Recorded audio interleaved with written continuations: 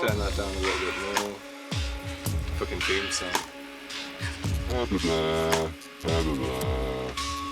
Alright. Can you give me just a little story or something? Social media seems to be like people walking towards dog shit. And if I was to walk towards dog shit and I noticed it, I'd walk around it. Yeah. I'd navigate it. I mean, if I had gloves on and I felt really socially conscious, I might pick it up and put it in my bin. But I'm probably not. I'm probably not going to have gloves on. I'm probably just going to be minding my own business, and I'm just going to walk around with dog shit and carry on. To me, it's social media now is people seeing dog shit, stepping in it, and then complaining about it. And it's like, well, you didn't have to walk in it, did you? You could have just avoided the dog shit, gone around it and gone about your business. There's dog shit everywhere. Yeah, it's that whole offence culture, isn't it? Which is, these days, it's as much on the right it is on the left. Do you know what I mean? Like, a lot of right-wing folks will get really offended about some shit, you know? Oh, they get offended about racism towards white people. I'm not saying it doesn't exist, but it's possible, yeah. We're in a country and a culture that is white predominantly, maybe not Christian. I mean, you would essentially view England as a Christian nation if you were to break it into you would have to, wouldn't religious demographic. Couldn't say atheist because everyone would lose their shit. If we have to give it a label, then it is. But my own views aside, I have quite mixed views on the topic. Really, you would traditionally view England as a predominantly white Christian country. Yeah. So, it's been that way for a long time as well. Yeah, sort of thing. Before now, it was mostly that. It has, and we talk about people coming over and not integrating with our culture, but then if we're to kick out everyone who doesn't speak the home language of where they are, there'll probably be about 25 English expats in the fucking world. Well, shit, yeah, you can't just say it louder, can you? No. Chips! Fucking chip! El Chipo! I spent nearly 6 years travelling Europe, and I think I learned how to order up to 20 pints in German because I could count to 20. I could ask French people if they could speak English. Nice. And Dutch people speak better English than most English people do anyway. They really do, honestly. The culture in Holland is absolutely amazing. Yeah. And advanced and integrated as opposed to the fractured society we've got here of people who can barely even use basic terminology and words or critical thinking or anything, and they're just barking about foreigners because they've been told by the media that foreigners are bad, and until they need to go and get treated off a foreign doctor who's lived here for 4 generations anyway, and probably their dad as well, contributing more to society than these people ever will. And we live by this rule that if you come here you have to embrace our culture. And what is our culture now? What do we stand for? British culture, it's binge drinking, innit? Yeah, that's British, like modern British culture. Binge drinking, weekend cocaine use, unless you unfortunately there's quite a fond thing of British people have taken that one step further. Monday night cocaine use. Yeah. Can't watch Corrie without a line, can you? Thursday morning. Shit. What else have we got? We've got like cool art and stuff and music. We've always been in the modern era, like 1940s to now. We've always had good music coming out of England. Yeah. So that's the thing to be proud of, perhaps nationally. Yeah, I had to. I enjoy our music and a lot of our artists as well. But people don't even get enough recognition. People like Ben Howard, for example, or Newton Faulkner. Yeah. Newton Faulkner's so slept on. There's probably a handful of people who even understand how ridiculously talented the guy is. But with so many niche musicians and people that don't even make it that far that you don't hear of, of course, you come across on YouTube. We were listening earlier on to a chap, and he looks about 12 or something, and he's got more profound opinions and things to say in a poetic, skillful fashion than what I've heard in quite a while. It was profound. Yeah. It was great. It was like mature music, wasn't it? It wasn't someone trying to make a record that sounds like something so they could sell it. Yeah. He wasn't selling .9s and going and stabbing people and driving around in his 3 Series Beamer. He sounded like a wise old man, and it sounded like there was a lot to be gathered from his perspective on life, just from that brief song. I bet he's had some struggle, because often that's what it is with like genuine artists, I think. Yeah, I think. Often, not always. Although a bit of off topic a little bit, but this is something I was thinking of recently actually, because there's been a resurgence in the grime scene of Dot Rotten, or Producer's F, whatever he likes to call himself.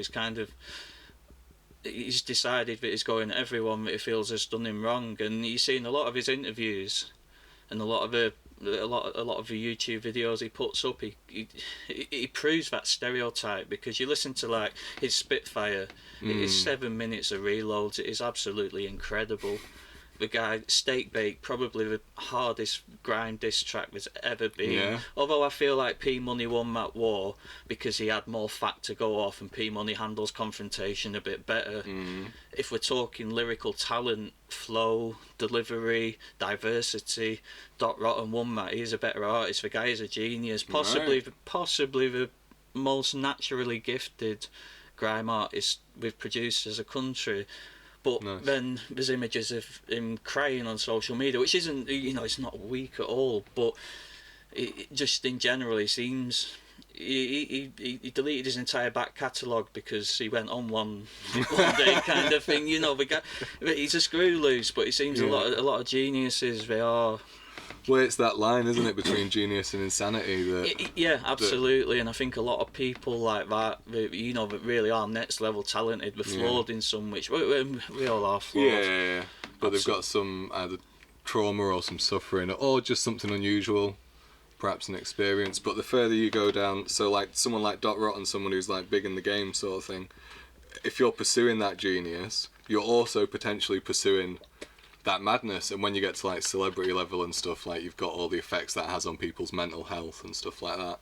Like if you're pursuing the genius thing, you're still really close to that madness, and you're accelerating alongside that in the same manner. Absolutely. And it could go either way. Danger. Then I see him on YouTube, and I think that's initially why I think P Money won that war so emphatically as I thought he did at the time.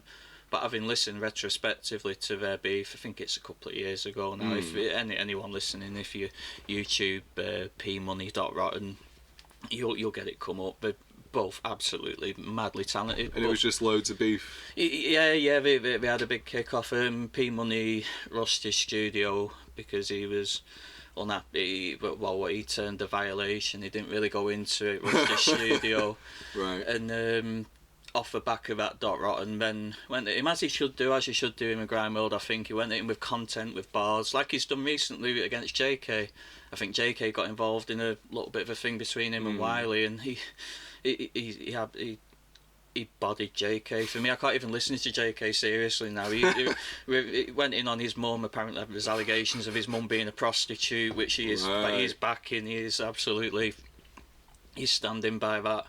Right. And he's just since Christmas he's just gone on a big smoke of everyone that he feels like has ever violated him or done anything wrong. He absolutely assassinated Wiley across a few different tracks recently.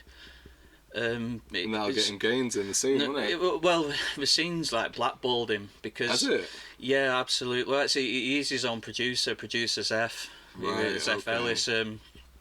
But what he's saying is right over the last 10 years or so, because he's a producer as well. He's produced beats. He's produced a back catalogue for. He could list everyone from Tiny Temper to Stormzy. He's done beats for Stormzy. He's done beats for P Money. Nice. He's and he's got a back catalogue of beats forever that you can just use. Yeah, absolutely. And he because of a disagreement he had, it's like the scene that is sided with Wiley because Wiley is. Yeah, fair play. The guy's the godfather of grime. He popularised it. Yeah. And his work rate is second to none. Even when Devlin assassinated him as a 17-year-old, there was one thing he said in the track. He said, "I can't knock your work rate." And you can't. The guy doesn't sleep, but Doc Rotten since Christmas, he's been on a mad one, and I don't think anyone wants a piece of him. I think this is just his way of getting noticed, whether the industry wants him noticed or not. Right. If he bodies enough people, which he has done, then yeah, you got people can't ignore him when people, Yeah. because we've got YouTube now. Music is interactive. Yeah.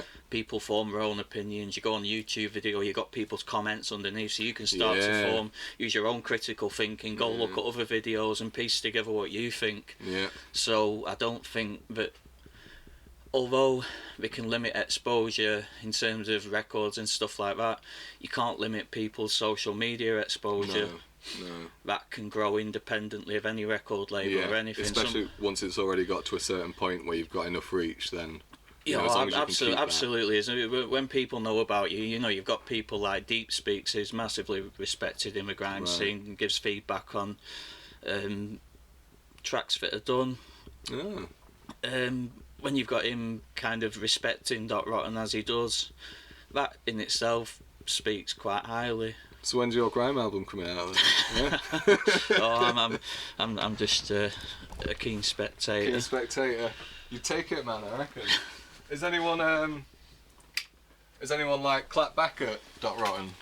Yeah, JK had a go. Right. In this current bout. Yeah, and then he's just said on site now he's quite upset about Doc's reply, so he's got nothing to say other than denying his mum's a prostitute, and now he's going to do him when he sees him.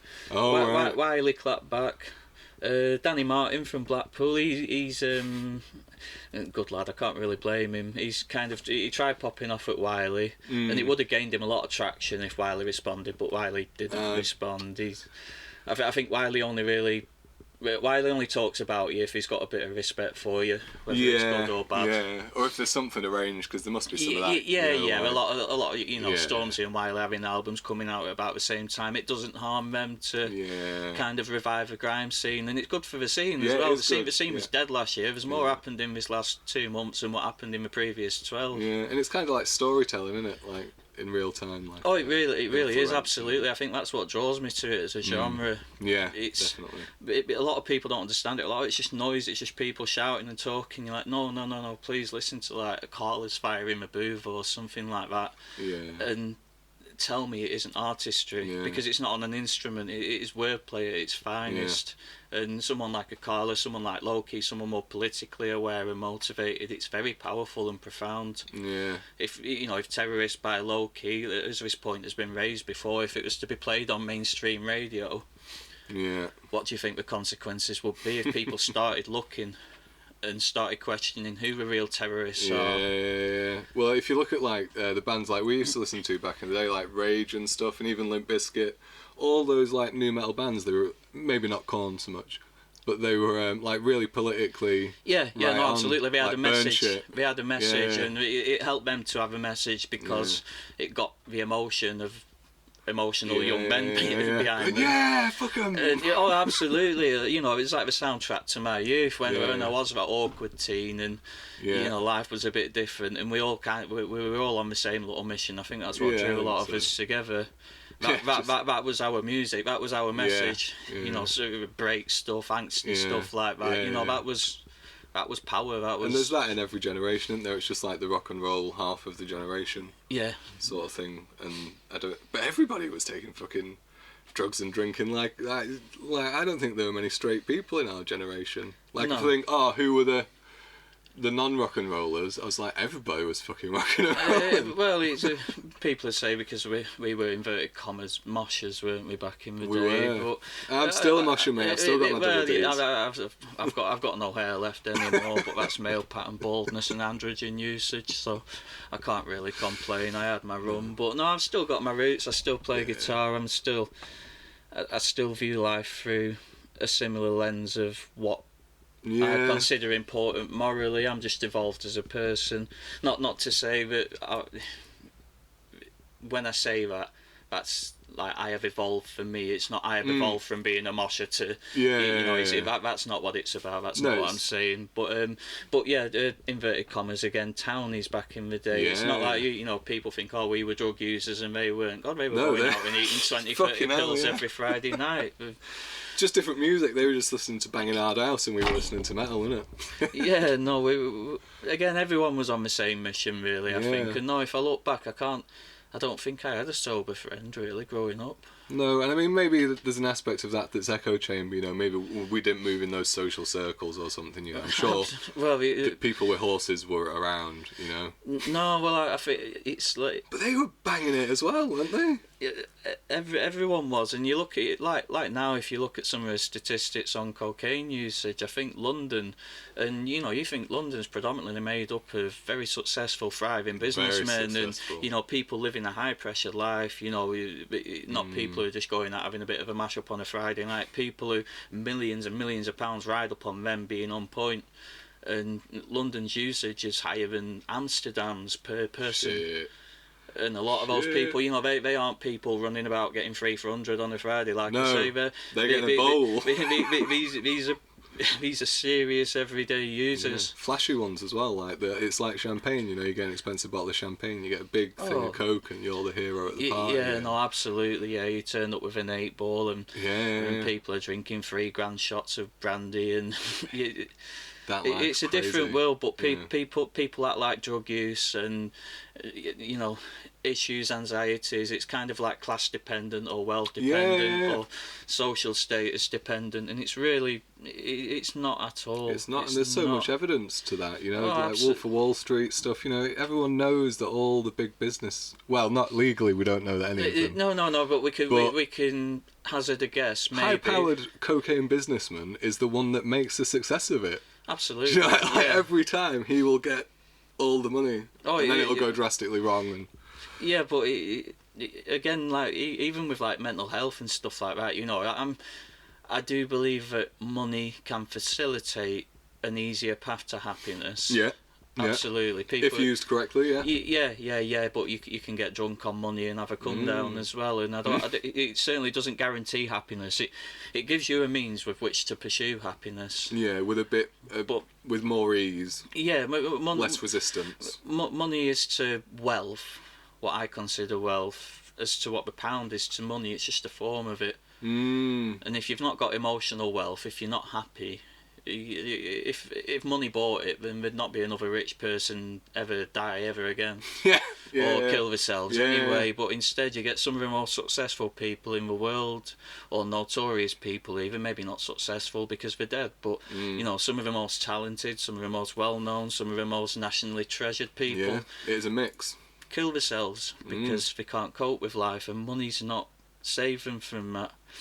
Money's just probably allowed them to use more drugs and feel worse about it. Yeah, or whatever their vice is, it can be things other than drugs. It could be absolutely anything. But even the desire for more, well, eventually that can bring about, because a lot of, you look at the depression and stuff, and a lot of bankers jumping off buildings, as soon as that money was gone, they were like, right, fuck. If you ever lose that, something could happen and you could lose it all, and then what are you going to do? Are you going to be fucked? Well, what are you going to be left with? Or are you going to come back? What are you left with in your darkest moments? You're left with yourself. And if yourself isn't a sum of something that you can live with, then you're gone. Yeah. So, probably leads back to the point earlier on about using training as a means of acquiring more wealth, mental wealth, mental health, even.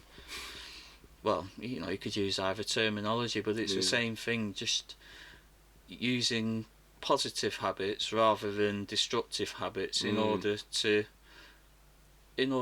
have a better life, in order to have a better outlook.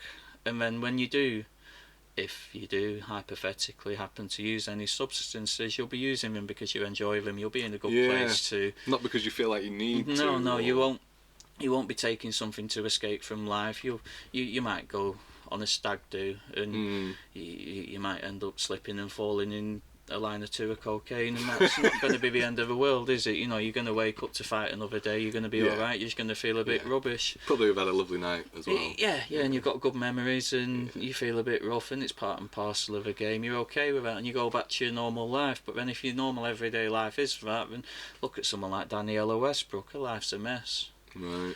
And she's done that through pretty much. I view it as almost being devoted to cocaine. It just a real good preacher. It just seems a sad, empty life. It really does. Yeah. And again, using drugs as a any drug, not just coke, you know, could be anything, but using something as a crutch in order to make life seem nice or bearable, it's just a completely wrong way of going about it, because you'll use it in the wrong manner because you're using it for the wrong reasons. Yeah, because you need to actually make life bearable. Yeah, a drug's not going to do that for you. You need to be a person that you're happy with being. You need to live a life that you're happy living, and that doesn't mean you're not going to go through difficult times. Of course you are. You're going to lose people, relationships might break down, you might lose a job. Over the last couple of years I've had difficulties with sustained access to my child, which happily I'm over now, but it's been hard. It's been hard in a few different ways at times, but I know I'll be alright because I've cultivated enough about myself that I've worked. I know I'll be sound. And you know as well, like, even if, you know, there's a quote by, I don't know if it's the Buddha, but it's someone from the East saying, like, even the most perfect life must have its share of suffering. Like, you know that there probably will be times at some point where you will look at yourself and think, oh, I don't like this about myself, you know, a specific thing, or you might get to a dark place. Like, this can happen to anybody. Like, those things might happen and you might not feel very good for a little while, but that too will pass, you know. It does. Nothing very good or very bad lasts very long, I don't think. No, that's very true.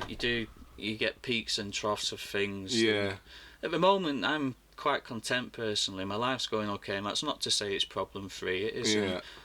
But the way that I feel about those problems and how realistic I think it is to tackle those problems beyond the extreme, unlikely events that could happen to anybody, such as the risk of being alive. You're going to die eventually, someday or another, aren't you? Nobody makes it out alive. But then, is that a passing? And there's a lot of anxiety about what happens afterwards. Which is justified, and people have belief systems, all kinds of different belief systems. And I think it was yourself a few years ago that said to me, it kind of stuck, that when you find out it'll be time. I thought, when you find out it'll be too late. It's like, no, when you find out it'll be time. But live it. If you can use some type of structured religion in order to feel better or be a better person, have a positive impact on life, or just put out a positive message and be more sound within yourself, that's great. But if your religion's worth killing someone over, then because their religion's not as good as your religion or something. It just seems to cause so many issues, and then even people that follow it and are decent, they seem conflicted sometimes over things which I don't really necessarily feel a reasonable higher entity would put on you. You know, you don't smoke that fucking plant. Well, exactly. Yeah, you know, and I think that was one of the teachings of Buddha, was they frown upon substance use, which is understandable because it interrupts meditation. It interrupts allowing yourself just to be, which is a valid point. But then, is it frowned upon as an activity? But then what if, like, maybe using a small amount of cannabis brings you closer to that state? It turns off the external noise which surrounds us all. We can't get away from it. You're in a dialogue. Yeah. Although some people don't have them. Did you see this thing recently? Someone shared an article. Some people don't have inner monologue. Apparently not, no. It's mad. I can't imagine going through life without a narrative playing in my head. Somebody was saying they just like see or sort of imagine seeing a visual thing instead of hearing something, or seeing a word. Not actually seeing, but imagining to see a word instead of hearing. I'm not sure if I'd like that. I don't know. No, because I did say at one point, I'm an overthinker. I think far too much. I've got a million and one things going on in my head, and at one point I said, you know, if I could like flick off this switch, because it works both ways. It has benefited me in a lot of ways, and I've appreciated how much so more recently that I feel in a better place. But that's the thing, coming to peace with it makes it a pleasant participant in the thing. Yeah, you begin to be able to utilise it. Yeah, rather than being a critical voice. I mean, if you question somebody's character initially, let's say you're investing in a relationship, a romantic interest, or even a friendship, but friendships can be more diverse in dynamic. Yeah. You can be really close to someone and speak daily, or you can speak once every 6 months and still be cool. That, once every 10 years. Yeah, it just depends on true friendship. It shouldn't require much like maintenance, really. But no, it should be a pleasant conversation in a bar if you run into the person. Yeah, exactly. Yeah. Tesco, any other supermarket, of course. But yeah, anything like that, really. But relationships do require more cultivation and more critical thinking, because this is a person that you're going to have to live with. Yeah. You're going to have to passionately feel about. Yeah. Unless you're planning on wasting time for the rest of your life. People do it all the time. Absolutely, myself included. But I've never gone into it wanting to do that. But then I have avoided all kinds of flags, which maybe not, because everyone has a narcissistic, abusive ex, and I feel that term is absolutely bastardised and overused. It is overused, yeah, because there is a real serious thing. A narcissist can be, like if somebody's really deep into it. Yeah, absolutely. But people, like really sociopathic. Yeah, random girls on Instagram, because they got cheated on one time, have like completely thrown away the key on their ex-partner's personality dysfunction, when it's not really that simple. Some people can just be shitbags. Some people can just cheat. Some people can, and I'm not saying these things are great. These things are horrible, and should be the end of a relationship. But I used to kind of ignore these flags, and if somebody did something which wasn't compatible with what I wanted, or maybe it might be over communication. Maybe I might want a bit more communication and may not handle such communication. It's like that doesn't make either of us wrong. It just means that going forward we're not going to work, because I require certain things out of somebody else that I'm invested in that, and they require them back out of me. And if I can't give them what they want and they can't give me what I want, we're wasting each other's time. It is foolish. Ultimately. And it's only like probably, I don't know, the last 6 months or so that I have really kind of analytically looked at it. I try and remove emotion and look at my situation every step of the way, and it's like if I was speaking to somebody else about this issue that I have, and I was asking for my own advice, and then I play my own advice in my head and it tells me to walk away from the situation, that's going to be the best thing to do. Whereas I used to just read like chapters 1, 7 and 10 because they were the good ones, and all the other ones I'd be like, no, it's okay. Yeah, that's probably just every now and then. I read that sometime, and then it turns out that they're the predominant chapters. Yeah, that was really important. You didn't realise he was already dead. Yeah. So it was... It's been a journey of realisation on that front. Yeah, I mean, everyone has a variety of stories, don't they? And, obviously not all of them were the most sensible thing. Oh, God, no. I mean, especially the fucking teen. Like, I was just super clingy, really.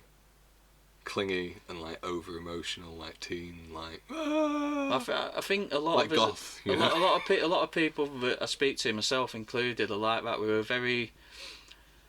The terminology would be needy, I suppose, but we needed reassurance. We needed constant contact. Yeah, it wasn't the best word, really. It's a bit. No, it's you can end up being a bit.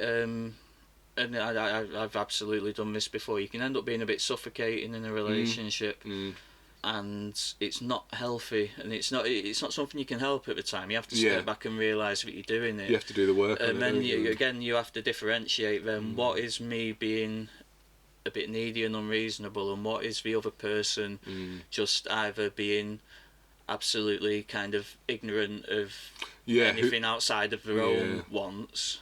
What degree of each of those behaviours is influencing this current situation? If it's something we can work out, but that just comes back to communicating. Yeah, and people don't communicate, and I see it so many times. It's happened to me again before, and I've allowed it to happen. I've not. Well, I tried stopping it in my mind, but I think like now looking back, there's things I could have done differently. Right. But relationships break down like that. Rather than communicate that something's upset you, you either ignore it and it manifests itself as resentment eventually, or you do something passive aggressive to kind of get your own back in some little which way, and that just becomes like a system, you know. Maybe it's like point scoring, isn't it? Almost. Yeah, maybe they don't, they ignore your message, so then you ignore their message, and you know that doesn't make you. Rather than that, you could just approach them and be like, well, you know, what was there an issue with answering my message? And maybe we were busy at the time, maybe they were with family, maybe there's a legitimate reason, maybe they're just not that bothered about you. You know, it's a bit of a pill for people to swallow. But maybe they just don't want to speak to anyone right in that moment. As well, a lot of people need. You know, we all have a limited social battery, and it drains at different rates. But it comes back to that. It's like it's not necessarily a fault of one person or the other, but it just means you're incompatible. If one person needs daily communication and maybe not reassurance, but contact in order to cultivate a deeper feeling, and the other person feels like they need a set amount of time isolated from that situation, you're just not right for each other. Yeah, if there's those kinds of differences, then it is. So it's, you know, it's best just to say no. You know, we're cool. We can remain friends. Or if you weren't friends anyway, and you were just taking a punt, and you know, you can just be Facebook friends and wish each other happy birthday once a year. Yeah. That's cool as well. That's fine. But I had to stop that happy birthday. Because I would have had to do it. I was like, I'm going to have to say either to everybody or nobody. Well, that's it, because it looks sometimes... Because I used to try and wish it to everybody, and Facebook made it easy, because Facebook would... you get a notification, it's such and such's birthday today, and you're like, alright, nice one, happy birthday. So then, you know, I wished it everyone. And then sometimes I'd have a busy day, and then Facebook stopped sending you notifications, and then you'd see that it was like 2 days ago. It had been someone's birthday. I didn't tell you it was 2 days ago. It comes up sometimes, doesn't it? You're like, why the fuck? Yeah, in the moments past, then you know you can get away with the day after and say happy belated birthday, but then you know, where do you draw the line? So I think I might just put out an annual happy birthday to everyone on my friends list message now. I was just thinking I might just put out one sometime soon. I'm just wishing everyone a happy birthday on Facebook for the rest of the time. Yeah, no, that's my look up on it, because it's like it starts looking like you're being selective. It's like, no, that's really not the case. I just miss your birthday, and it got to a socially awkward time to wish it, and I just kind of left it. Too long past. But then I wasn't working the other day, and it was that other person's birthday, so I wish them happy birthday. It doesn't mean I prefer them to you. But you know each other. Yeah. So no, it's Facebook is neglecting us, I think. Do you reckon? In terms of that. In terms of the birthday, maybe. I've just got too many people on my list. I don't know. Sometimes it'll come up like 12 birthdays. I might only know fucking 2 of them. So I've actually started deleting people now like that. I think I did a competition last year, and I've through the years of training, roles groups, various things. You know, I've cultivated a kind of quite a wide network on social media, which I appreciate, because being busy sometimes and being a little bit introverted, I probably see about 5 people other than social media. So it's a good way of keeping up with people that I wouldn't necessarily always see. But after I did the deadlift competition, my friends' request blew up. I was getting back in my van at the end of work someday, and I'd have like 85 requests, and obviously you try and vet them and have a look. I thought, I'm not looking for 85 friend requests, just accepted them all, and then I end up wondering why I'm getting stupid people waving in my inbox and doing stuff like that. I do have a bit of a thing about that on social media. But that's like a minority of the total effect of having that. Yeah, absolutely. Yeah, no, it's a great thing, and I appreciate social media a lot. It really has become an integral part of my life. Yeah. I've had sometimes I'll look and I'll be like, who's that? And I've got 10 mutual friends with him, and I don't know any of them either. And I'm like, right, well, I don't need any of you. Oh shit, your mutual friends are fucked up, aren't they? That's not going to work at all. Yeah, no, you don't even know any of them. So like, I don't know you or any of you. So how have I even got into this circle of people. That's interesting. You get an interesting audience, and you also get an interesting news feed, you know, because it's friends. Oh yeah, well that's my secondary account was quite handy for that. I used to use it on roast groups because it's better to go kind of anonymous in such an environment rather than people be able to pull up pictures of your family or do silly things like that. You know, you can just leave everything at the door, go in on an anonymous alt, and you can. It's just who can do the best photo edits or who's the sharpest, or you know, it's just easier like that. And it was always suggested as a step, so it's something I did. But I've managed. I can go on that profile now, and there's only really friends on there that maybe not that necessarily see because I don't see many people, but.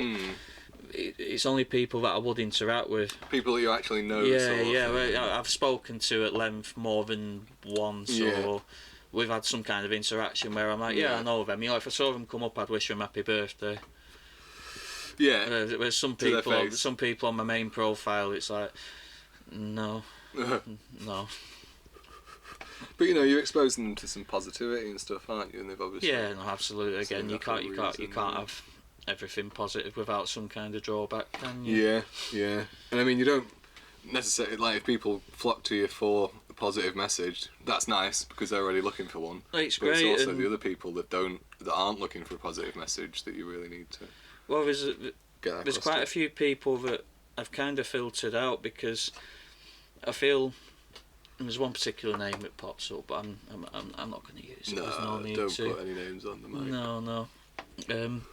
There's one chap, and the subject of mental health, it's great that social media has highlighted mental health, and the work that most people do is pure the statuses that most people put, even though I can't always get behind, like the recent tragedy with a celebrity who took her own life. I mean, it's a shame and everything that anyone will get to that point, but people need to be accountable for things that they've done wrong, and I don't think it's as black and white as putting a rainbow or a hashtag on my picture and just making everything better. Because these same people who are telling you to do that, like a couple of days later, they're just blowing up at people and calling everyone names and judging people from the perch top again. So it's causing that effect. It's just absolute hypocrisy. It really is, isn't it? On that level. So it's good that mental health is highlighted. However, it's highlighted. Even if I might be able to pick it apart and take issue with hypocrisies and stuff like that. People are trying from a pure stance. And at least it's out there. Yeah. So you know, good work to the people that are doing that. But you've got this lad, and he uses mental health as it's almost like a means of gaining likes and like gaining female sympathy, getting attention. I mean, it's even down to the comments he responds to. It's not like, you know, it's not based upon the character of who he's speaking to or the quality of the advice that they give or the magnitude of the comment they leave. It will generally be based upon if they've got tits in the profile picture, and it's just such a transparent, such a sycophantic use of a heartfelt topic. It's kind of exploitative, isn't it, of the very idea of helping out, which is a shame. But and if it's a personal gain, then I mean, and if you're not really sharing any kind of thing to do with awareness, he's just threatening to kill himself 3 times a day, and it's just any person that I felt like, and people will back this, you know, it's not just me saying it, any person that I genuinely feel has emotional difficulties, I will do what I can to help. Sometimes people just need telling straight that they have an issue, sometimes people need support and sympathy, but rather than just put out a generic rainbow profile picture, I'd rather really try and connect with a person. Go and talk to someone. When I see people like that, just kind of with Mental Health Awareness Week, I'm really sad, and we get 3 likes, and then my heart rate at the girls' comments and probably slide in my inboxes. It's just like, if that's what you're about, then cool and everything, but we're not people, we're not the same. Just do your thing. Do your thing and do it away from me. But it is important, like mental health, and I think it's becoming definitely more prevalent in social media and the media. And mostly in a kind way, and obviously there's some of this other thing where it's exploited. And even though I consider it hypocritical recently, the stance that people have taken. It's good that people are noticing that. I mean, there's two ways of viewing this. The media absolutely lambast people. Look at Jeremy Corbyn. He spent 2 years under absolute scrutiny on every level because of his political aims and ideals. And not a single skeleton in the closet that they could actually drag up, really. Nothing he wouldn't speak about. Nothing he wouldn't be interviewed about and give his side to. Yeah, where are all his secrets, that get dug up on every Prime Minister? There isn't on criticism of his stance over Europe, and a lot of these people want to leave Europe. Jeremy Corbyn didn't want to join Europe. Yeah. He is consistent. But he wanted reform, didn't he? Like, that was his message in the referendum that didn't get aired on the fucking media for one moment. He was like, let's stay. It's a bit shit. The things we need to fix, let's stay and fix them.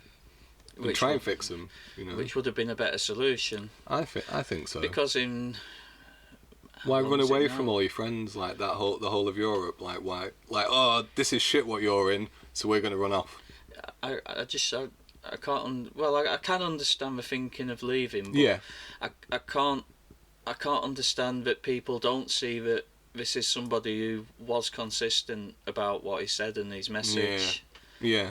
He never said let's stay because everything's fucking great. No, he the pound will, and everything will go to shit if it does. No, if it does but happen. in like, is it for nearly 3 years now since we initially said we were leaving, and that was it. We still don't have answers. No. And somebody took absolute offence to me a little while ago on social media because I suggested that the handling of the Irish backstop was quite a hazardous situation for any politician. Yeah. Do not underestimate the IRA and what could various happen. factions and what they will do. It was suggested that I was trying to stir hate, and it's like, no, I'm absolutely not trying to stir hatred, and I'm not condoning the IRA. I'm not being involved in that conversation. I'm just saying Irish history is a sensitive topic. Yeah, things could get volatile. And things do happen, and it wouldn't be a surprise they if did. They did. Journalist got killed. Yeah, and they absolutely have. Yeah. The Arndale Centre, well, not the Arndale Centre itself, but what was that built upon? That was the IRA. Yeah. What's your take? Because you know a bit about Ireland, having been there a little. What's your take on Sinn Féin at the recent election, or the results of the recent election? Have you not kept an eye? No, I didn't really follow. No, Sinn Féin got enough seats to actually form a government with someone, and they're going to try and do it without either two of the main parties. That'd be interesting. Yeah, that would be interesting going forward. What do you think would be the implications of that? Oh, it could be massive because Ireland, well, Northern Ireland, where it's kind of more fractured, people die, and things really do happen, which I wouldn't underestimate anything to do with Ireland. So, right. And it's just, I think upon thinking of all this, Boris Johnson's not really considered the implications of the border control and their ideals and history. Do you think we'll see a united Ireland anytime soon? It'd be nice to think so, and I don't see why not, really. But what I do kind of worry about is people, Northern Irish, Welsh, Scottish. We're just becoming so fractured. It won't be a matter of if we're in the EU or not. We'll just be England. Yeah, and out of all of them, England's probably the bottom of my list of. Scotland, Ireland, Wales. I had this conversation with a friend recently, and I'm not really too proud of much that my country represents. No, I like the North.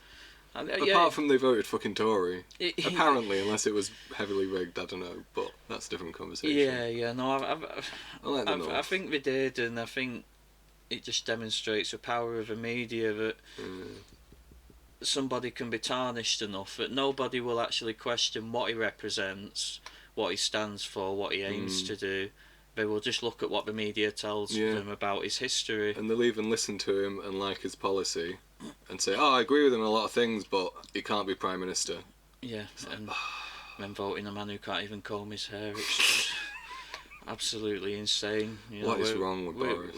We laugh about Donald Trump, and we laugh rightly about We Donald Trump because the guy's an absolute imbecile. Yeah. It's an absolute demonstration of rebellion that Donald Trump even has a position at all. Yeah. And he does, and he's going to have it again. Leader of the free world, he might do. Although Bernie's going this time, and I thought Bernie might have won last time. I'm not sure. Yeah, I kind of I think last time, yeah, probably so, because I think a lot of it was, it was people politics rather than policy politics. And they put up Hillary as the nobody wanted to vote for fucking Hillary Clinton. Exactly. Nobody on the left. This is a thing, and that's the only thing which, although we know how the world works, and me and you know it's wrong that people judge politics based upon the criteria that they do, but that is the world. So maybe Labour should have realised that and instilled a leader who was more widely electable to people who aren't as politically aware or in tune, who don't have that level of critical thinking where they go after what the media says and they just take it at face value. Corbyn was unelectable because the media spent 2 years destroying it. Yeah, and I mean, you've got to think as well, you can get as electable a person as you want, because, in principle, Corbyn, although he's a little bit left for some people's tastes, if he was reasonably moderate with policies proposed, he'd be very electable, very likeable, and doesn't have many things in the closet, but then the media turns on him. Oh, really? You could have a Keir Starmer who seems more electable on the face of it, he's a bit more likeable or something, but that's only because the media have said he's a bit more likeable.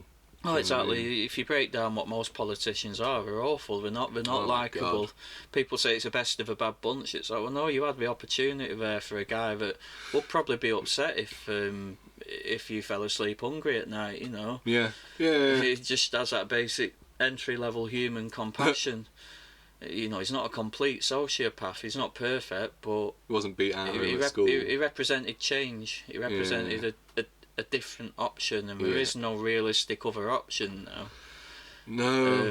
Having left Europe, whether that's a good thing or a bad thing theoretically is one conversation, but in practice it just gives the Tories more power. Yes, so less oversight. For the working man and anyone kind of who isn't already quite horrendously rich in their own right, I might as well just finish putting my clown makeup on and let them run loose. They've got that huge fucking majority. So it's not like the government we had immediately prior to this. It was very well balanced. The opposition were able to really hold the Tories to account and actually stop things going through. Now, if the Tories want to do something and they all agree on it, it's happening. Well, they have enough of a majority at the moment to essentially override the House of Lords. Right. Which is there to keep them accountable, and we actually have done this already. Shit. And it's just wrong. They are just a rule unto themselves. So, and they've got 5 years. If you can't confidently afford your own private health care and you voted Tory, I really don't know what to say to you. Stop reading the fucking Sun. Oh God, yeah. These same people who shout about Hillsborough, which is absolutely an absolute tragedy. Yeah. But then we still read the fucking thing and take what is said in there with any credibility whatsoever. Yeah. I mean, you wouldn't catch me dead reading the newspaper. I catch sight of them sometimes when I walk in a cafe to buy a brew, and it depresses me to even see what's on there, because it'll be Raghead does this, or it's just such a regressive narrative. It is awful. I'll have a read of one occasionally, if I'm having a bit of lunch or something, and there's one if I'm at Anna's grandparents or something, I have a look at the paper. But I like to read it to read between the lines a bit and be like, holy fuck, are they trying to tell people this? Yeah, I suppose to read it with that in mind would be a different experience, actually, because a lot of it's because it would be depressing. It's just to think that somebody reads that and believes it and doesn't question it and doesn't go, hang on a second, this is a rich man's opinion. Yeah. So I'm allowed to have my own opinion. I can take what he's saying here. I can go and fact check it. Is it correct? No. We'll apologise in a week's time, and it'll be a 2-inch segment at the back of a paper, whereas it was a 3-page headline the week before. And to do that with stuff that influences an election, we talk a lot about Russian interference or interference, as if it's something that isn't already happening in politics through the media. The media do push a message, and they do influence elections. Absolutely. It's not a new thing, and we're all scared of Russia doing it. I'm thinking of getting a Huawei phone because I don't give a fuck if the Chinese government spy on me. Oh God, no. Not a fuck. I'd rather them be spying on me than my own government. Really. Oh, it's crazy. Even down to things you can have I had a conversation with a friend about Etzo Brandy last night. I think it was. Etzo Brandy comes up in my algorithms on my Facebook. Mm-hmm. You know, I've got a watch on my wrist that does most of the things that my phone does. I've got a phone there, and I just kind of think, do you what level of privacy do you have if somebody wanted to impeach upon it and start looking about? You know, my Google Maps has decided. I've never told Google Maps where I work or where my work is based. But Google Maps, through the repeated pattern of me driving, I've never had to put it in there because I know where it is. Yeah. It's not far from my house. So I've driven there enough times now that it registers that as work. What? It just automatically registers as work? I drove past the base last night again, and it came, a beep on my Google Maps came up work, and it's like, wow. That's pretty. This is mad. What level of surveillance? And not that it troubles me, but well, it does because it kind of feels. You should be allowed a degree of privacy. You should be able to choose within reason, as long as you don't have aims of harm. Exactly, as long as you don't have aims of harming anyone, and you're just going about your business. You should be able to do that in peace. You should be left to do that. And you know, these are just little things. These are little fringe things which we're noticing. Me driving past work, Etzo Brandy coming up on your algorithms. But it does get a lot more serious. I was listening through. It was a song by Dot Rotten, Real Talk, the original Real Talk. I was listening to that while I was waiting to pick up the child, probably last week sometime, and he had a bar about Marmite.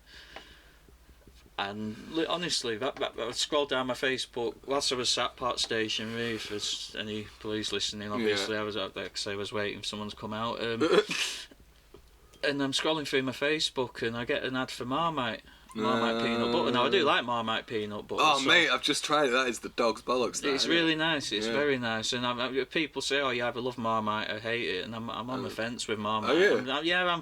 I'm okay with it. It's okay. You know, I'm not. I wouldn't go out my way to buy it, and in the same breath, I don't like turn my face up at it. But Marmite peanut butter, it's amazing. Yeah, it's great. So say anyone who says they don't like Marmite and they're definitely sure about it, they've tried it on a spoon. They've not mixed it in with butter. You mix it in with butter, it's different beast. Try it on a spoon. Oh my, that's just I like it, but it's extreme. I used to do we don't sell it anymore, unfortunately. Well, probably thankfully, but Cadbury's not salted caramel spread. Sorry, my mistake. A caramel spread. Oh, it's like the old caramel bars. So you just get it in the jars. It's 2,500 calories in a jar or something. You can eat it with a spoon in about 5 minutes and want more. The stuff's like illegal substances. That's just death, isn't it? It's amazing. It's amazing. But it was when I used to be a bit more gluttonous, when I'd go off track and just eat to my heart's content. But I do one of them jars in every Sunday and absolutely love it. I really would. But, I had a small problem. Not on that scale, like I wasn't, but I don't eat that much calories, sort of thing. Yeah, the Lotus Biscoff spread. Oh, it's amazing. Oh my god. I walked past a tub earlier on, actually. It caught your eye. I had a standoff with it for a good couple of minutes. I was contemplating it, but I ended up getting some fizzy sweets and what else did I get? Yeah, fizzy cola bottles and juicy strawberries, apparently. Really nice, but I don't feel like we're going to be enough. I'm not really quite sure. I might go do a garage raid later on. Garage raid? Yeah. I've got some pistachios and cashews. Nice. What have I got? I can't even remember what I've got, actually. I've got coconut water with bits in it. Yeah. Coconut flavour. It's nice with the bits in. It is, yeah. I like it. Yeah, it feels holistic as well. Yeah, it's more the whole food sort of thing. I keep wanting to try fasting. I've done it a couple of times for like a day. I think fasting would depend on goals and context. Right. And I think in terms of resetting insulin sensitivity, took my breath away, Matt. Keeping glucose levels at basically, I think fasting used correctly could absolutely reverse the effects of type 2 diabetes. Right. You could manage your diet like that. What sort? Would you have a guess at what sort of duration that'd be and how often? Or? And you have to have good diet as well. I've heard of some people. I don't agree with it personally, but I'm looking at it through the eyes of somebody who wants to maximise protein synthesis for one. Right. In which case, you're better off having at least 3, probably quite evenly spaced, decent feedings of protein a day, in order to keep your So there's always protein in the nitrogen balance in your muscles in a positive state. And that's not to say you'll wither away and die if you don't eat for 12 hours, not at all. You know, if you eat 2,000 calories in a day, whether you do it over one meal or whether you do it over 6 meals, you're essentially going to have the same body composition, you're going to stay the same weight. You know, people say, oh, eat small meals to stoke your metabolism. It doesn't really work like that. It's more static, and it is what it is. But protein synthesis and maximising muscle size, performance, carbohydrates around the time of training are advantageous in my opinion. Fats for energy levels. I mean, people, obviously carbohydrates turn into glucose, which is your body's primary energy source, but having stored fat is helpful. Even for stuff like hormone production, if you eat an excessively low fat diet, your testosterone production might be hampered. Right. Which isn't an issue if you're injecting it synthetically, but so most people that aren't doing, you could do with a baseline level of dietary fat, especially women. Right. Well, yeah, I mean, it's good fuel, isn't it? As long as it's like, there's good fats sort of and bad fats, isn't there? Yeah. There's like complex fats. You don't really. Well, it depends on. Again, it's contextual. Some people, I mean, there's a guy I follow, Stan Efferding, very renowned, successful trainer, great guy, lots of great philosophies on life, strong, a good guy to look up to, and he believes solely in animal fats. He doesn't like the idea of peanut butter or anything like that. He just likes saturated fat off animals, stuff like that, eggs, egg yolks. And he structures his diet that way, but he'll use something called vertical diet, where you have a baseline like a fat source, a carbohydrate source, which is like rice. You'll have a meat, which he'll generally use lean mince. Right. And then he's got pyramiding up, you know, there's like vegetables. He likes carrots, apples, orange juice. Good for your eyes, carrots. Yeah. And he kind of structures his diet that way. And then you've got other people who don't like animal fats or saturated fats and would rather see you kind of have like peanut butter, as long as it well, there's some debate even as to peanut oil and palm oil and the different various types of oil that are used in peanut butter. There's a brand of peanut butter, I can't remember, it's like the most popular one, which most people who were eating it from a health perspective would turn their noses up at. Right. And it's actually the only mainline produced one, including Meridian and the ones that are supposedly better for you. This standardised peanut butter, it's the only one made with peanut oil, which my friend says is important. So the other ones are made with a palm oil? Yeah, most are made with a palm oil or something like that, and that's maybe. Like substandard. What's for the Meridian one? Is that? Meridian is palm oil, I think. Is it? Yeah. I've had that a couple of times. Yeah, no, I used to eat, and that was all I stuck to. But I think it might even be Skippy or something like that, or it'll come to me. I'll go home, I'll see it on my jar. It'll really wind me up. But anyway, no, there's one particular one in peanut oil, and apparently that, on a cellular level for your body, is better. Right. But I haven't looked into that enough to have a confident stance upon calling it fact or. Yeah, it stands to reason. It makes sense. But personally, my own dietary stance at the moment, my main protein source is ostrich, because Tesco sell it and it's very lean. It's quite high protein, low fat. Nice. And I eat quite a low fat diet. The only added fat I have in my diet is peanut butter and flaxseed, and then fats I'll coincidentally get through food anyway. But I try and eat quite a low fat diet and more high carbohydrate, because I find I flourish better off that.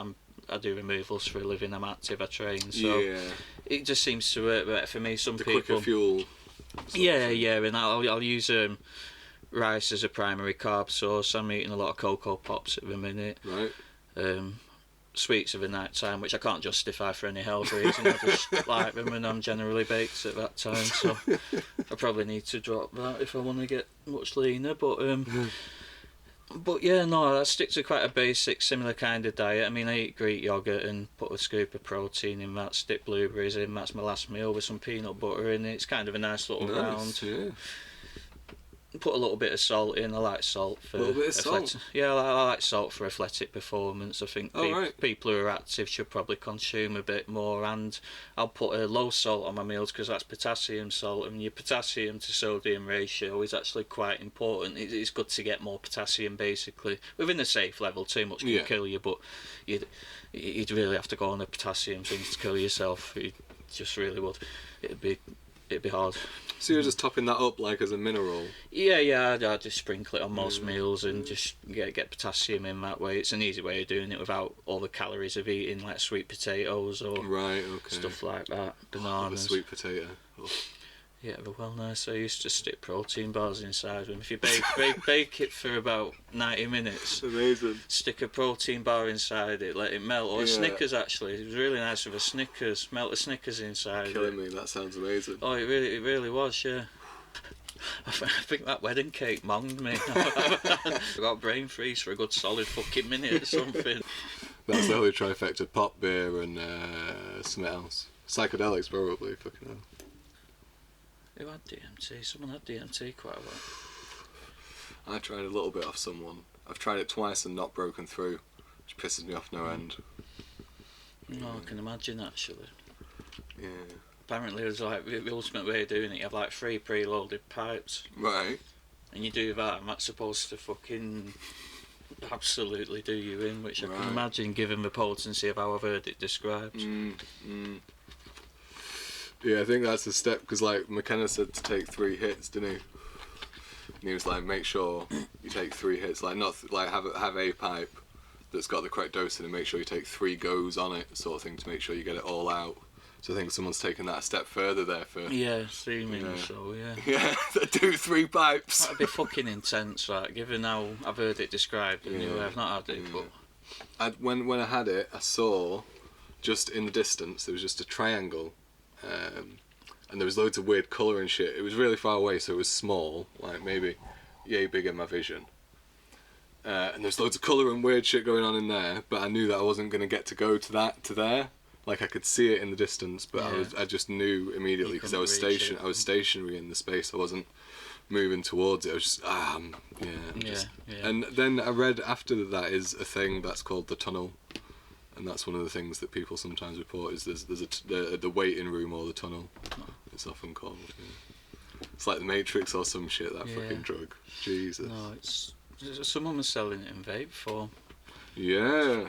Yeah, on some social media sites you see that occasionally being advertised, which is a weird thing, isn't it, in this day and age? It does seem strange. And I mean, mate used to get like amnesia haze vapes and stuff like that. That were fucking load of them from Holland.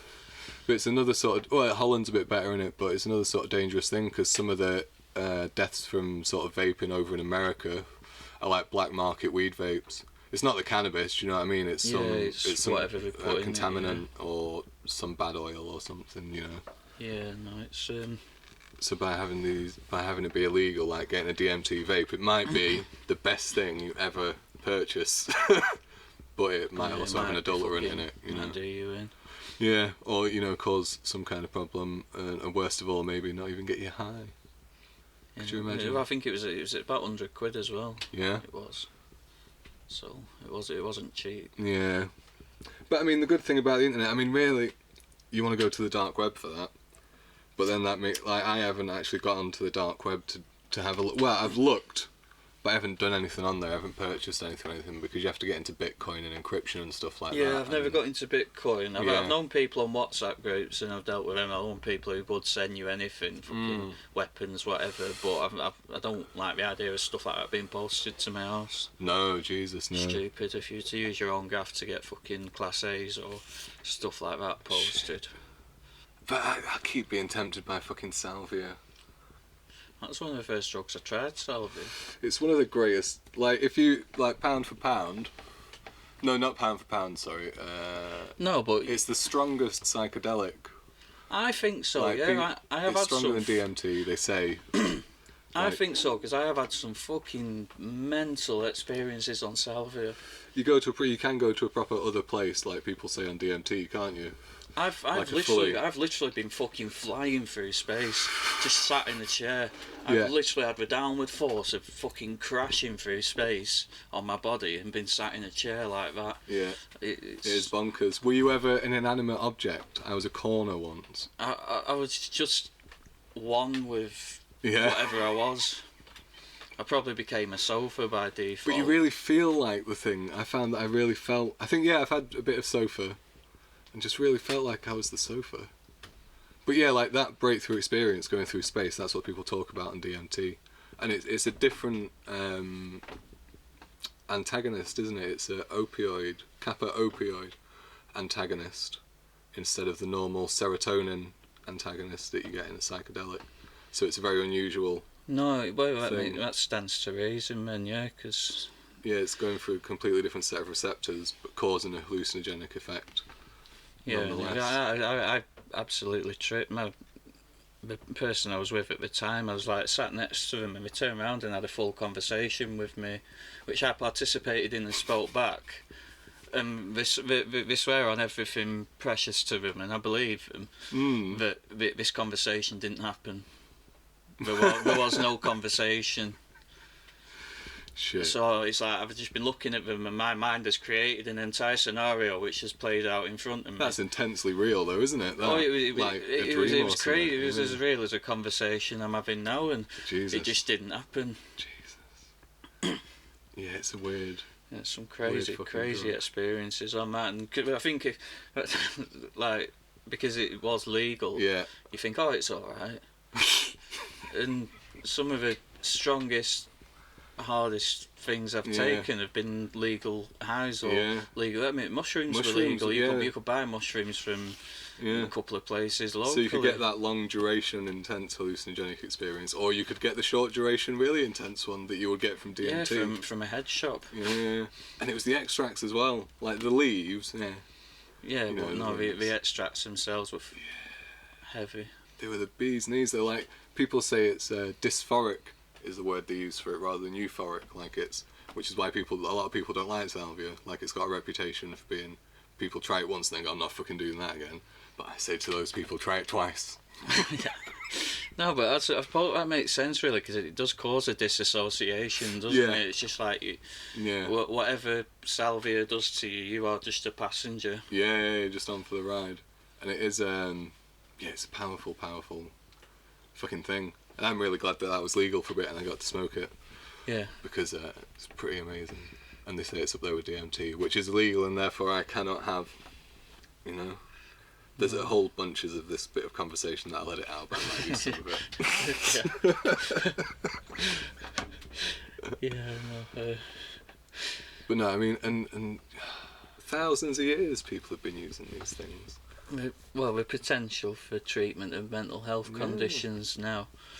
And that was the shaman's job, that was when people are not doing very well, or if they want to learn something, give them some fucking plant medicine, and they'll have a weird experience, and they'll come back feeling lighter. Like, I remember the day after the first time I had mushrooms, I just felt the best I'd ever felt, I think. I woke up just feeling like, holy shit, I feel really good. Normally I wake up, I'm a bit sluggish. Yeah, no, I got that off ecstasy as well, to be honest. The first time I had ecstasy, I did generally feel to... Yeah, no, I know what you mean, yeah. I feel like I gained some insight about life from that experience that kind of stayed with me a few days after, probably. In MDMA, some people do put it... It's also very therapeutically... viable, people using it for PTSD, CBT. I've known people use it for Parkinson's. Really? Yeah, there was a guy who used to, not sure if he quite microdosed it, but he utilised the dose for treatment of Parkinson's, and it worked. He was able to go and perform physically at a gym. And wow, that's bonkers, isn't it? Yeah, no, it was a very, very old program. That actually, it was probably about 20 years ago I saw it, so it's not a new thing. It was. And some people just fucking sat on that so they can sell drugs to Parkinson's patients or to the hospital that provides care for them. It's like at the moment, the fact that people are talking about cannabis in medicinal terms, it's brilliant. Yeah. It really is. Well, we've got legal medicinal in theory, haven't we? We have, and just two I feel prescriptions. like if we'd have used the time that we have on pharmaceuticals in general to follow that path of treatment, it would be able to do a lot of the things that people claim it can now, which it can't as it stands. It's not a cure for cancer. It potentially is, absolutely. It really is, and I'm so hopeful and excited for the future of it. But it does seem ridiculous, doesn't it? Like, because it does so many things, cannabis and hemp. Like, they can do so many things. Oh, absolutely. With diverse effects of your body. It's the potential when it's unlocked will be amazing. It's a plant like no other. It really is. Apart from mugwort, apparently mugwort's a little bit similar in the effect. I don't think it's got many medicinal benefits, but especially not smoked. Tried it. Smoked's the worst way to do it, really, isn't it? Smoked a pen lid, that didn't really give me any benefit, but smoked a fucking pen lid back in the day. Shit, do you remember when we looked after that squat? I tell people that story sometimes, man. And the bookshop as well. The bookshop. I tell that story. That was a good time of my life for bookshop. That was a nice little time of my life. That squat was next level though. Yeah. What was that? There was a fucking tunnel in the basement. Do you remember? Yeah. It was. I remember where it was near the bus station, but it was well like a converted B&B. It was, wasn't it? But weren't those guys just squatting in it? Were they just? It seems so, yeah. They were just there, weren't they? Yeah. We just ended up participating in my lives for a little bit. I remember, like, downstairs in the basement, there was, like, prams and shit. It was just piled high, wasn't it? Yeah. Like, almost head height with just shit. Prams and... I look back on those situations now and times like that, and I just think, what was my life? Not necessarily in a bad way. The experience is dry great, ham sandwiches, though. Ooh. That's probably the first thing we'd eaten in 2 days. Too busy with the other. Do you remember that guy when we went and we played a game of footy with them and the fucking gate was locked and we were jumping over it and the skinny one of the two, tall skinnier one, I can't remember what they were called. Mick. That was it, yeah. He jumped up over the thing and it had a bit of barbed like wire or something on top and he was jumping over the top of the fence and his jean caught on the barbed wire at the bottom and he just on his face, just took him. And he just got up. And he was like, alright, football! I was sat, tried to kick a ball a couple of times and sat down just like, Yeah, no, I don't think I was in my best of health back then. No. It was a reasonably short period that we were hanging out with them, wasn't it? Yeah, only a few months. That was enough, I think. I wasn't there for a few months, was I? I think it was. It was probably 2 or 3. Holy shit! I tell that story as like a week max. Oh no, but actually, not like staying there. Yeah, no, that was shorter duration. Right, okay. Yeah, that was like a couple of weeks or something. Yeah, but there was a whole time around that as well. Yeah, the period of knowing them. Yeah, it was. That came to. There were some funny ones in Blackpool, weren't there? Every now and then there was what were they called? Pete and Rob and Pete. Everyone used to go around to their house. They played guitar. Oh yeah, I know you. And there was like reasonable amounts of shit quality drugs floating about, and like everyone was all sweaty and yeah, it was life. Wearing fur coats indoors in the warm. Yeah, no, I think I couldn't have carried on like that. No, nobody can. Well, no, some do. There's some career. Well, yeah. Every 100 years, one of them lives to be like 150, like Keith Richards. But the rest, that road comes to an end sooner or later, Yeah, a decent night now takes about 4 nights recovery. Yeah, that's because we've got off the train. Your buddy's like, all right then, thank you very much. If you try and do that again, punishment will be severe. Yeah, it was easier when I drank every day. That's the thing, isn't it? You're putting off the hangover. If you're doing the drug every day, you're putting off the hangover. I dread it now. Right. And 3 brandies. That was literally enough last night. I drank them 3. I was like, yep, sound. Yeah, a couple of nice like sipping drink type of things. Yeah. Yeah. I was happy with that. I mean, I just went to bed. I didn't want any more. Used to never have an off switch. I'd start drinking it. Like, yeah. I'll occasionally have a beer. I'll get like some beer that sounds like it's a nice flavour and just... Because really I want pop now. What I'm trying to do instead is just buy root beer or like a ginger ale or something. Like something that's just a nice soft drink. Yeah, I know what you mean. But there's loads of sugar and shit in them, isn't there? And what I really want is a sugar-free mixer that's not got weird chemicals in, just like a iced herbal tea mixer or something, I don't know.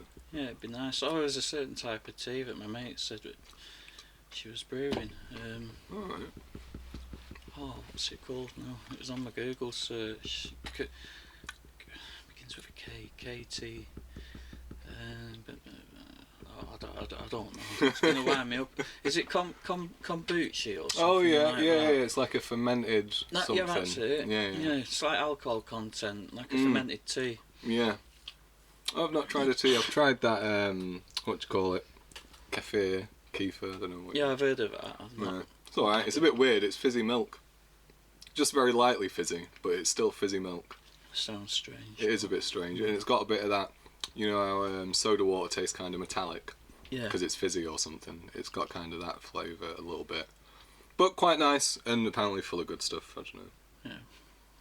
And you know, the gut health's a really interesting topic that I'm trying to learn a bit about. Well, I'd like to know more about that, because I feel like gut health affects like mental health and everything. Yeah, there's loads of science to back that up. From what I've heard, you know. Yeah, no, it's something I've seen even a Carla speak of. Right. Like your actual gut bacteria feeding into how you feel, your liver activity feeding into how you feel. And anecdotally, I find that myself when I'm eating a better diet and generally better. Yeah, I feel better about myself when I'm not using kind of soul depleting drugs on a weekly basis. I feel richer in character. Yeah. Soul building drugs are another matter. Yeah. And you have to differentiate with them. Yeah. But even then, an excess of that would be bad. I wouldn't want to trip all the time because. No. That's why the Torah is so fucking scary, isn't it? Yeah. I heard like it's a bit of a lottery how long you get, and it can be like 2 weeks. I was just like, fuck that. I don't want to do that for 2 weeks. I don't think I could survive it. No, I think most people don't. They go mad. Yeah. When you come back out the other side of that, so stands to reason. I try and go for what my body tells me if I can, and it does tell me, don't eat a bag of sweets. Like I do. Do you know what I mean? Or don't eat. It's not even Easter. What have you done buying an Easter egg? Like, because all you have to do is not buy the thing. Absolutely. That's something I've had to do myself. Yeah. If there's a food that I know it's going to annoy me to be around and I can't eat it, then I just don't buy it. Yeah, and then problem solved. It's not there, then I don't have to worry about it. But when it's there, I'm going to eat it, and if it's detrimental to whatever I'm trying to do at the time, then it's a bit self-sabotaging to eat it. So like I'm mostly vegetarian. Like I eat meat sometimes, but it's not for an ethical reason particular or anything. It's that my body feels better. A lot of people say that anecdotally. I mean, I will still have occasional meat, so I can't say it's definitely because I'm just eating. But even just having less meat in my diet has made me feel better. Well, I'm lactose intolerant to quite a degree, so I shouldn't. Like I had Italian last Sunday, and it really pummeled my gut health for a couple of days. And in general, it didn't feel very good anyway because my body's not really supposed to have lactose. But then if I go to Burger King, I'm not getting a burger without cheese, so I just kind of. Yeah, but like a sliced cheese. Yeah, I just cope with it. I won't go out of my way to eat dairy. But if I do go out of my way to eat something nice and it's got dairy products on it, then it's got dairy products on it. I'm cool with that. I'll just live with it.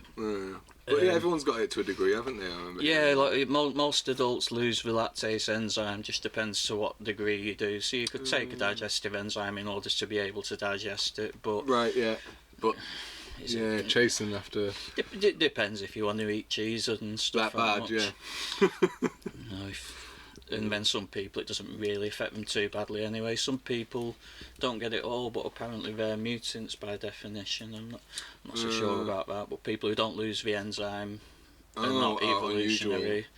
Yeah. And I suppose that's because that's an evolutionary adaptation from having agriculture and cows and milking cows, isn't it? Really, if they're not losing it, that's because one of their ancestors drank milk their whole life or something. Yeah, no, it will go back down the bloodline, so to speak. Which is interesting. Agriculture having an effect on human evolution. You know. I wonder how much has actually been kind of. Well, I mean, it happens slow, but we put a bunch of weird shit in our bodies and then have children. Because, like, the genetic material that you send off is always different, like, every day. Like, they've done loads of tests where, like, alcoholics, the DNA that they have in their sperm is radically different to after they've stopped drinking alcohol. Do you know what I mean? Like, things that happen that you do have an impact on the genetic material you're going to pass on. Well, trenbolone apparently causes sperm mutation, which you can combat that by taking 5 grams of taurine a day. Okay. Oh. It's just a supplemental that I heard, but trenbolone causes sperm mutations, which doesn't result in birth defects, but it does affect traits. So I mean, in theory, it's. I mean, I suppose it's a different child every time, isn't it? Yeah. Really, so yeah, that would make sense. You know, just which sperm, isn't it? They've all got slightly different. Yeah, and that was actually a point leading from earlier on, because there's a bit of sometimes a misconception about fertility and anabolic use. Right. And it does affect sperm production in terms of quantity, but it doesn't affect quality other than the mutation, but that can be counteracted. So, and you might get a superhero. With it only taking one swimmer, if you lose a few thousand, it's not the end of the world. There's lots of IFBB pros with children. And there's just huge amounts of the individual sperms in there. Yeah. It's losing a few. I suppose it's more the overall health of the sperms from what I've seen in Hollywood movies. Not too impacted. Too impacted. Or too crazy. Too weird looking. Too funny. You get loads of that, like in India, where there's been big chemical spills and stuff. So I do wonder about stuff like Teflon and like the chemicals that gives off that don't get broken down, and you know, they're tested in parts per million in water, and they're really not safe in above like 6 parts per million in water. But when a court case was brought against the company that had Teflon, their research for the past 40 years has said 6 parts per million is the maximum safe amount that can be in water if you're going to drink it, if you're going to consume it, humans. And on the eve of the court case, they held a conference to revise that figure, and they got some scientists to agree and stuff, and they raised it up to 16 million parts or something like that. Some ridiculous high number. Yeah. No, it must have been like 160,000 or something. But yeah. No, but it's wrong though, isn't it? Just and we tried doing it with fracking as well, just redefining what safety means to suit their financial bias. And it's the earthquakes we said weren't going to happen have gone above the limit that we set, so obviously we need to set it higher because they are happening. No, ridiculous thinking. Saying shit like from the proper company, fucking saying like, oh, it's like a watermelon being dropped. It's like, what kind of fucking science is that? Do you know what I mean? Because it's like a watermelon being dropped at every point in which it exists, that vibration. Like, it's the force of a melon being dropped. Yeah. But in this huge amount, each one's got that amount of force, so collectively it's a lot more. Yeah, no, it would be, yeah. It's like a company actually putting that shit out. No, I was... I didn't know enough to have an opinion, but then when I did, it really did... Everything you see, it's like, well, you can't argue with what's happening. No. You're like, oh, there were earthquakes before. You're like, yeah, look at how much you've multiplied since you started fracking. Yeah. It isn't coincidence. It's not like a few more cases. It's like many hundreds of times fucking more. It's crazy. Yeah, the small ones even, just hundreds more of them. Like, we get them occasionally. Yeah. But England doesn't get anything above a 1. Some parts of Wales do. Some parts of Scotland do, but central England doesn't get 1s anywhere. And they had what was the first one? Was it a 5? I think there was a high 2s, wasn't there? Was it high? There was the one recently was the high 2s, wasn't it? That was a 2.8 or something. Yeah, 2.7, 2.8, yeah. but the one that shut them down the time before that at Prees Hall in 2013, I think. I think that was a 5. That sounds too high. I felt 5 does sound high. It does, doesn't it? I don't think it was a 5. It was a high one. Oh, maybe it was a 3.5. Yeah. 3.5. No, 5 would be like. And that shut them down for 5 years. Felt that in Forest Gate. I was really stoned. Sat downstairs on the computer late at night and just felt like something just went and like ran across the room behind me. And I was really high and I was like, that's a bit spooky, I'm going to bed, I think that might have been a ghost. And then in the morning found out that there was a small earthquake. Well, a medium earthquake. Yeah, no, that's a big fucking earthquake for by Blackpool. British standards. That's severe. It is bad, and like Blackpool's all built on fucking sand and floodplains, isn't it? Well, really? Again, why we probably shouldn't be fucking fracking it. It's not even. There's a problem that happens in big earthquakes. If there's any sand present where the earthquake is, after a certain point, or under certain conditions, I'm not sure, the sand liquefies, and anything that's on top of it will just go through it. It'll just sink. So you could, if you had a big earthquake in Blackpool, you could see houses proper. Crumble on one side sort of thing at least. Yeah, no, you'd think so. Some are dropping anyway in the central. Are they? Yeah, just off central. Oh, what's the road called? It runs along Central Drive anyway, parallel with it even. Park. And the houses you can put. It's what like it might be. No, it's not Erdington. Oh, that little fucking shady as fuck one near the public toilet. It's closer towards Revo. But, right, okay. But you could put a ball down in my mate's hallway and it'd roll down the stairs. I don't mean like top of a hallway there. I mean like a walkway, and then the entire house was slanted. It felt weird. It was like he was on Ket walking out. It's weird, isn't it? We went to this haunted house in Wales recently. We were on our way back just from a trip, and we called in because we'd heard a friend knew about it. So we called in, and it turned out they were doing tours that day. And one of the staircases, it's like this really old house. It's not Jingle Hall, is it? No, Plasteg. Oh, right. This amazing woman lives there called Cordelia, and she looks like she's about 110 in the loveliest way possible. Yeah. But she's not. She's probably about 45. Like, she used to be a London art lady sort of thing, and then she bought this mansion in Wales. And when she bought it, there was a tree growing through the main hall out of the roof, and like there was a stream coming through most of the house, and she fixed it up. But one of the staircases is like that, and it like goes up and around a couple of times before it gets to the next floor, and all of the steps are at this weird angle. You just feel like you're going to die the entire time you go up them, because you're just like, it is weird not being on the level. No, it is. Well, it was in his house anyway. It was walking.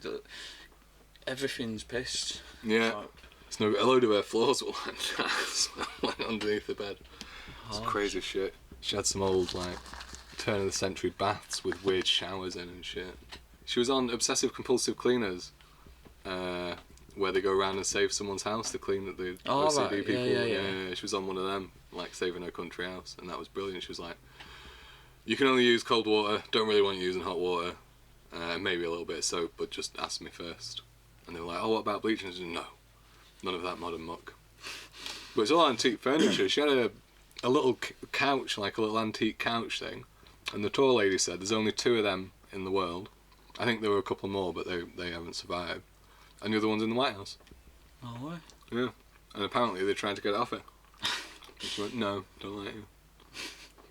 Cool lady, super cool lady. Crazy in a nice way. Yeah, sounds it. Yeah, quite assertive. And yeah, proper English eccentric sort of. Yeah, no, I like that, respect that. She did a really cool job of fixing that place up, it was fucked, it was going to fall down. It's nice. Can you get back over that bridge this time of night? Yeah, it's no being after 8 as well.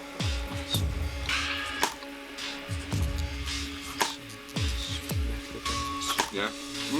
I'm going to give it some chocolate.